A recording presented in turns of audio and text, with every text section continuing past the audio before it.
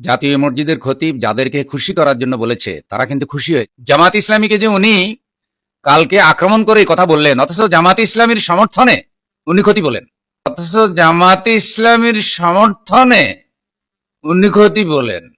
এমন ভাব আপনারা ধরেন যে মুফতি আব্দুল মালেক সাহেব জাতীয় মসজিদের খতিব হয়েছেন আপনাদের দয়া ভিক্ষায়। নো, মুফতি আব্দুল মালেক সাহেবকে হাতে পায়ে ধরে এখানে আনা হয়েছে। এটা ভালো করে মাথায় রাখবেন। মুফতি আব্দুল মালেক সাহেব জাতীয় মসজিদের খতিব হয়েছেন আলহামদুলিল্লাহ সুম্মা আলহামদুলিল্লাহ, আল্লাহ তৌফিকে এবং তার নিজ যোগ্যতার বলে। মুফতি আব্দুল মালেক সাহেবকে বাংলাদেশের কোনো দালালি করে তিনি এই বাইতুল মোকাররমের খতিব হন নাই। সুতরাং তার ব্যাপারে বক্তব্য কথা বলতে গেলে আগে 10 বার ভেবে তারপরে কথা বলা উচিত। মুফতি আব্দুল মালেক সাহেব উপমহাদেশের মধ্যে শ্রেষ্ঠ একজন আলেমের মধ্যে অন্যতম, যার বই মিশরে এবার সবচেয়ে বেশি বেস্ট সেলার হিসেবে যার বইটা বিখ্যাতি লাভ করেছে, সেই মুফতি আব্দুল মালেক সাহেবের ব্যাপারে আপনারা কি মনে করেন? আপনাদের দয়া ভিক্ষা করে তিনি বাইতুল মোকাররমের খতিব?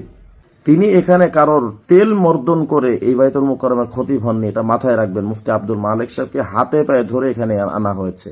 যদি আপনারা মনে করেন মুফতি আব্দুল মালেক সাহেবকে জাতীয় মসজিদ থেকে খতিবের পদ থেকে সরিয়ে দিবেন, তো ইনশাআল্লাহ আপনারা চ্যালেঞ্জ থাকলো আপনাদের সামনে, আপনারা পারলে ক্ষমতায় আসেন এবং মুফতি আব্দুল মালেক সাহেবকে সরিয়ে দেন। বাংলাদেশের এপার থেকে ওপার পুরা বাংলাদেশে আগুন জ্বলবে ইনশাআল্লাহ। মুফতি আব্দুল মালেক সাহেবকে নিয়ে খেলার চেষ্টা করবেন না, এই আগুন নিয়ে খেলার চেষ্টা করবেন না। উনি পৃথিবীর কাউকে পরোয়া করে কথা বলেন না। হক এবং হক্কানিয়াতের জন্য একজন জীবন্ত একজন কিংবদন্তি আলেমের নাম হল মুফতি আব্দুল মালেক সাহেব দামাত বারাকাতুহু।